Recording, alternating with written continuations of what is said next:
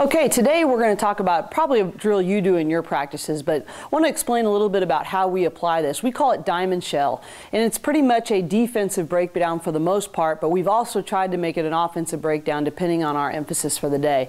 The basic formation of it is we're going to have 3 perimeter players and a center or a low block player that are the offensive players.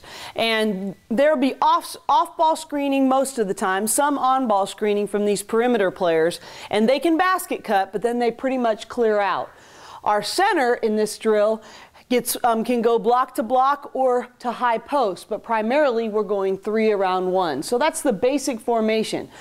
The priorities are, from a defensive standpoint, are protect the war zone. For us, that means anywhere in this sort of 8-foot area. So any defense we have, even when we're in our zone, a big foundation of our defense is protecting this area of the floor, which we call the war zone. So defensively, we want to protect the war zone, protect the 3-point line, and then nothing to the middle. And what I mean by that, if there's the ball's right here with this guard, she can penetrate towards the middle if she's going away from the goal, but she can't do anything to the middle going towards the goal. So we always emphasize that no matter what we're doing. Also, pressuring the ball while still guarding by yourself. Obviously, there's help side defense because people do get beat, but we really want to challenge our players to get up and make people feel uncomfortable, at the same time having pride to guard by themselves and keep them in front of them. Lastly is defending screening fundamentals. Those are the things that we emphasize no matter what we're doing in Diamond Shell. Those are the priorities and teaching points that we are always emphasizing throughout. On offense, if we're going against ourselves, we'll have an offense and a defense. It's primarily a defensive drill, but if we're going against ourselves, then it's going to be play the game, not plays. And I think especially for girls and young ladies, they're interested in running plays. They like to go from point A to point B, but that doesn't teach them to be basketball players and to learn how to make plays. We always tell our players that plays and sets don't score for you. Making plays and players score for you. We want to attack to the rim.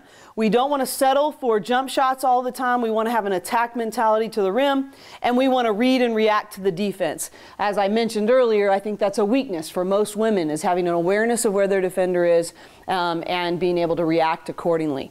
So it's very basic. But it can start several different ways. Most of the time we will have a manager, and if we're going against the guys, we have a male scout team that we go against most of the time, and you'll see this on some of the clips associated with this. But the ball can start with a manager, and they enter it as soon as the offense is set. And what they're trying to do is make the drill go very quickly. So as soon as the managers are ready, or the offensive players are ready, the manager enters the ball right here. Now we have to enter the ball off a pass. So the ball will pass, and now we will say maybe that day offensively we're going to work on all flare screens or down screens or maybe even ball screens. But there's going to be a screening action off of this first pass. If we're doing down screens, we're coming here. They have the option to drive or pass to the post. We have our low block player right here showing you at this point. And then this player is really focused on how is it that they're going to make this player read and react, whether they're going to curl cut, which makes that person fill back, flare, fill, whatever the case might be. And they're going to pretty much play 3 around 1. It's not complicated. It's mostly the defense and the fundamentals that you're emphasizing throughout that drill. This will be done probably every other day in our practices, and it's mostly a reminder of the defensive fundamentals. Let me give you a couple of ideas of how you could do it. Let's say we're playing a team that runs a lot of diagonal screens in their offense, but we don't ever want to lose sight of drilling the fundamentals over and over again. So maybe the manager will enter the ball right here, and instead of having that person start high, they'll dribble this guard out, and now she comes across and she comes and sets a diagonal screen. After that diagonal screen, you end up with the same thing. Your low block player, I'm calling it our center, and now she can pop out, or you could even bring her to screen. So we might pick a screen that's coming up or one we've had trouble with, and what we would do is just have that be a start of the entry. Let's say that we've been really having trouble with help the helper, as we call it. So if the person drives from right here, then this player is not doing a good job as we come across to help. helping the helper, or help and sink, as some people call it, then we might require there to be a dribble penetration to the paint before you can score. So there's lots of ways that you can place different emphasis. You can also place emphasis by how you score it. Rebounding is another fundamental we always want to emphasize. So you could score at 2s and 3s, but then you could score +1 for any offensive rebound. We always want to be emphasizing the correct fundamentals. Or if they get a wide open 3, or they get it to the war zone, double the points. Everything we're doing out of this diamond shell is reinforcing our fundamentals. You know, sometimes as coaches, and I'm guilty of this, is that we can get so caught up in how we're running our plays and what adjustments need to be made.